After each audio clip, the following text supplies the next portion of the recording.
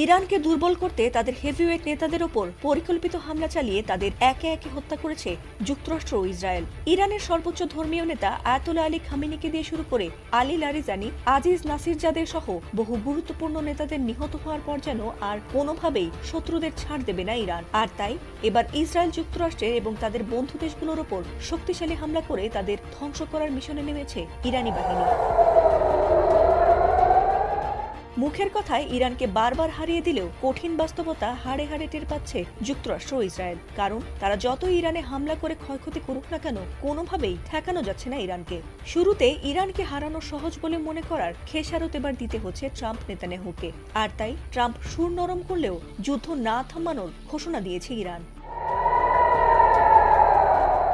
Operation true promise 4 এর আওতায় নতুন করে আবারও ইসরায়েলে যুক্তরাষ্ট্রে লাগাতার মিসাইল হামলা চালিয়ে যাচ্ছে ইরান। এমনকি সেসব হামলা ইসরায়েলের আয়রন ডোম থেকে আমেরিকার শক্তিশালী গুরুত্বপূর্ণ রাডারও মিসাইল দিয়ে উড়িয়ে দিয়েছে ইরানি বাহিনী। ইসরায়েলে হামলার পর থেকে যেন এক মুহূর্তেও স্বস্তি মেলেনি ইহুদিদের।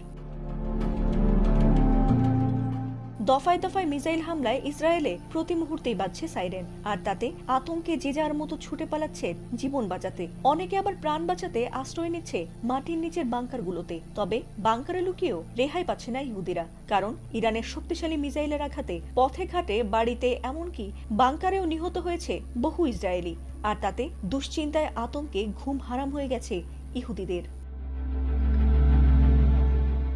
এছাড়াও এবার দখলদার ইসরায়েলের মধ্যাঞ্চলে সরাসরি আঘাত এনেছে ইরানের ক্লাস্টার মিসাইল। গত কয়েকদিন আগেও ক্লাস্টার মিসাইলের আঘাতেই ইসরায়েলে প্রাণ হারিয়েছে 2 জন। এছাড়াও প্রতিদিন হামলায় সেখানে বেড়েছে আহত নিহতের সংখ্যাও। এবারও ইসরায়েলের মধ্যাঞ্চলের মোসাফ আদানেভে ইরানের ক্লাস্টার মিসাইলের আঘাতে একজন নিহত হয়েছে বলে জানিয়েছে টাইমস অফ ইসরায়েল। এর পাশাপাশি একাধিক বাড়িও মিসাইলের আঘাতে ধ্বংস হয়েছে বলে জানিয়েছে ইসরায়েল। ফাতিমা সুলতানা, এটিএন বাংলা।